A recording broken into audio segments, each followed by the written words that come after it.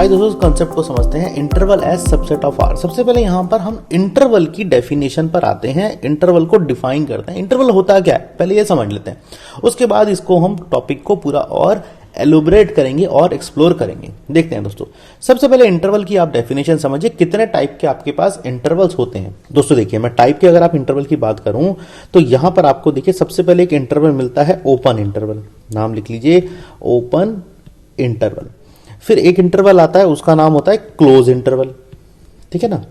फिर एक इंटरवल आता है, उसको बोलते हैं ओपन क्लोज इंटरवल। और इसी के साथ ऐसा ही एक क्लोज ओपन इंटरवल।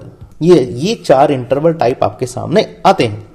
और ये वाले जो दो इंटरवल है ना, इनको हम बोलते हैं सेमी ओपन और सेमी क्लोज। क्या बोलते हैं? सेमी ओपन और सेमी क्लोज। ये दो टाइप के इंटरवल आपको यहां इस तरह से मिलते हैं। सेमी वर्ड इसलिए क्या, क्योंकि आधे हैं, आधे ओपन है आधे क्लोज हैं।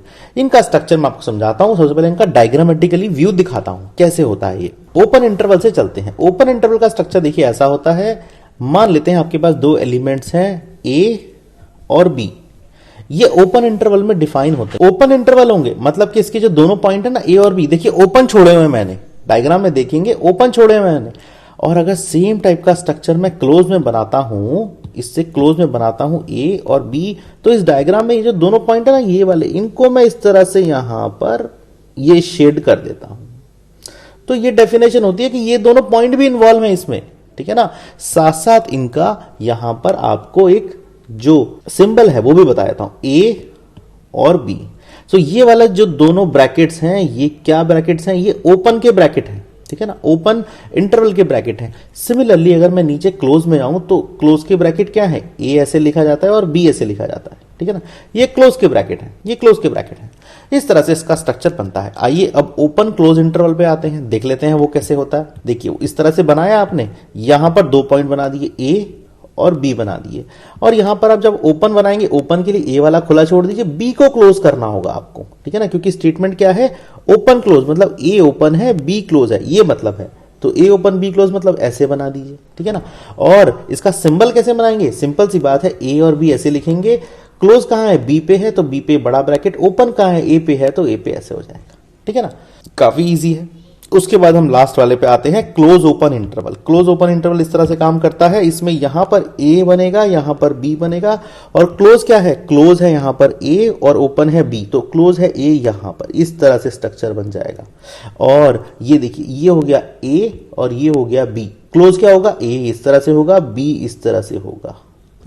तो ये हमारा एक बेसिक स्ट्रक्चर, बेसिक अंडरस्टैंडिंग बन जाती है। किसके बारे में? इंटरवल्स के बारे में। इंटरवल्स ऐसे डिफाइन होते हैं, ठीक है। अब हम आगे अपने कंसेप्ट पे चलते हैं। देखिए जो सेट्स की बात हो रही थी उसमें क्या होता है? सबसे पहले अगर हम रियल नंबर आर की बात करते हैं, आर क्या है? एक रियल नंबर है, ठीक है ना। जब रियल नंबर की बात होती है तो आपके दिमाग में सबसे पहले स्ट्रक्चर आना चाहिए किसका? नंबर लाइन का। नंबर लाइन की बेसिक जो फॉर्मेशन है, बेसिक जो नंबर रियल नंबर बैठता है वो नंबर लाइन के ऊपर ही बैठता है। ये हमारी एक अंडरस्टैंडिंग है। और नंबर लाइन और रियल नंबर कैसे डिफाइन होते हैं? इसको हम ऐसे लिखते हैं, माइनस इंफिनिटी से इंफिनिटी, ठीक है ना। सारे रियल नंबर इसके बीच में डिफाइन होते हैं। गौर कीजिएगा, इनके जो इंटरवल्स हैं माइनस इंफिनिटी से इंफिनिटी, ये हमेशा ओपन होते हैं, क्योंकि ये इनफाइनाइट पॉइंट्स हैं। इनफाइनाइट पॉइंट्स कभी भी उनका एंड नहीं होता है, तो इसीलिए ओपन पॉइंट होते हैं ये दोनों। इसीलिए यहां पर इसका स्ट्रक्चर इस तरह बनाया। और एक मैंने नंबर लाइन ये बनाई, ये है रियल नंबर की नंबर लाइन, ठीक है। और यहां पर डॉट डॉट करके बना दीजिए, मतलब इसके बाद भी ये चलती चली जा रही है, यहां पर भी इसके बाद ये चलती चली जा रही है। ऐसे स्ट्रक्चर हमारे सामने नजर आता है। अब हम देखेंगे कुछ इसमें यहां पर एलिमेंट। देखिए ये नंबर लाइन इसी सिंबल से, इसी स्ट्रक्चर से बनी है, नेगेटिव इंफिनिटी से इंफिनिटी। अब यहां पर देखेंगे, सबसे पहले नाम लिखते हैं हम negative set. Negative set, negative set क्या होता है? नेगेटिव सेट होता है आपका नेगेटिव इंफिनिटी से, यहां से आ रहा है कहां तक? जीरो तक, ठीक है ना।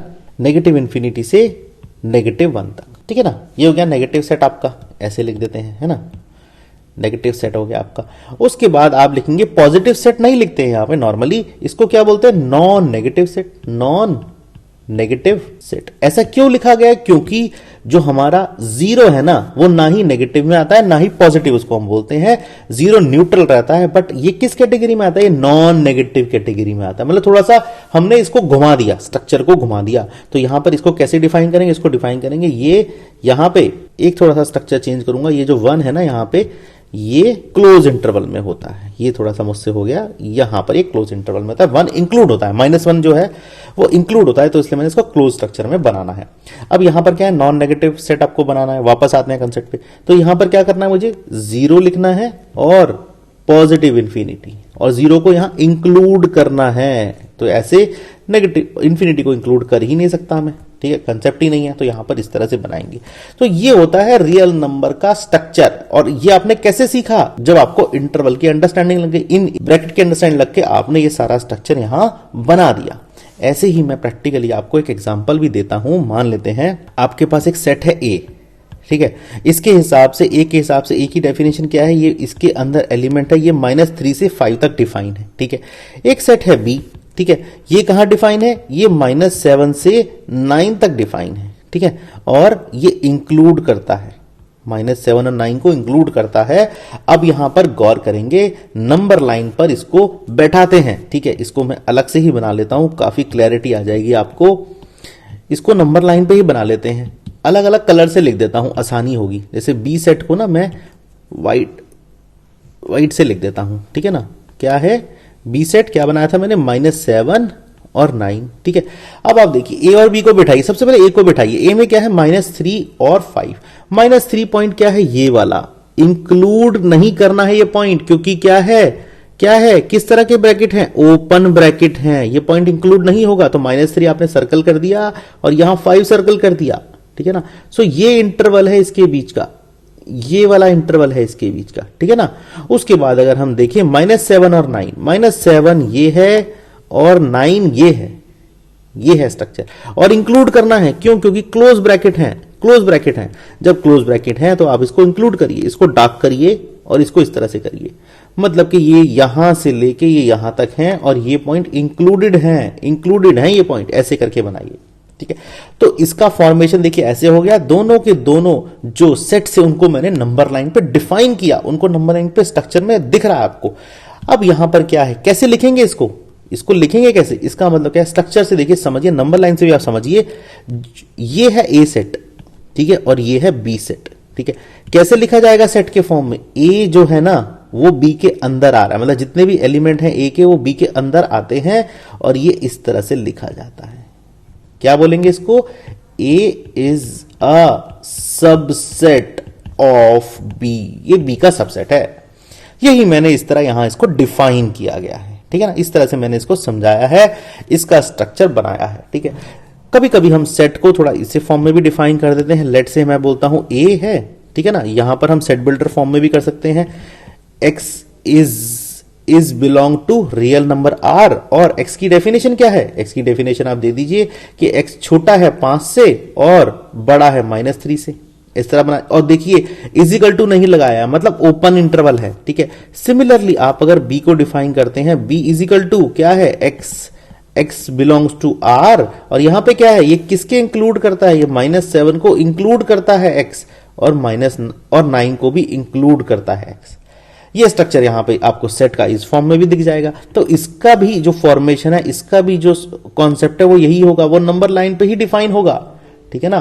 तो नंबर लाइन आपको मदद करता है रियल नंबर को प्रेजेंट करने में। नंबर लाइन का कंसेप्ट ही रियल नंबर के ऊपर है, और उससे पहले इंटरवल का कंसेप्ट तो मैंने आपको बता ही दिया था।